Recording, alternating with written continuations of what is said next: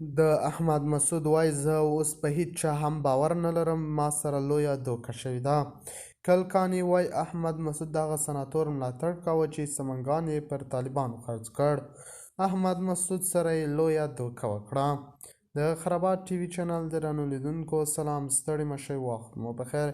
هیله لرم چې جوړ او روغ به یې. په سر کې یادونه کوم که خرابات ټي وي چینل مو نوي سبسکرایب کړی، په درنښت سره خرابات ټي وي چینل سبسکرایب کړئ.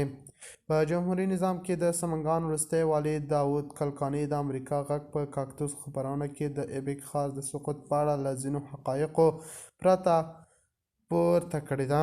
دغه خبرونه چې تېره شپه خپاره شوه، کلکاني پکې ویلي زه په ایبک ښار کې وم، له ځان سره مې درک کړه چې د مشرانو جرګې غړي او سمنګان کې د نامسؤله وسلوالو قومندان محمد آصف ستونزه جوړوي. د مقاومت په نوم جبهې مشر احمد مسعود سره مې اړیکه ونیوله او هغه ته مې وویل چې دغه ستونزه جوړوي. هغو دواړو راته ډاډ راکړ چې سناتور محمد آصف به هیڅکله له جمهوریت یعنې موږ سره خیانت ونه کړي. هغه یو صادق انسان دی. اما وروسته خبر شوم چې دغه سناتور د شپې لخوا ټول طالبان په پټه ایبک ښار ته دننه کړي ول او سمنګان یې له مقاومت څخه پرته پر طالبانو خرڅ کړ. نوموړي زیاته کړې چې د احمد مسعود او محمد علیم ازدیار په ډاډ یې سناتور محمد آصف باندې اعتبار کړی و، خو هغه له سمنګان سره خیانت وکړ او د ټول جبهې مقاومت غړي یې له طالبان ته په لاس ورکړي دي.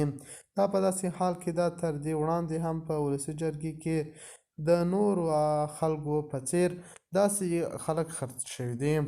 د خرابات ټي وي چینل درنو لیدونکو دا و زموږ ته د مهال چمتو کړی خبر. د نورو خبرونو لپاره خرابات ټي وي چینل په درنښت سره سبسکرایب کړئ. د الله په امان تر بیا ښې چرې.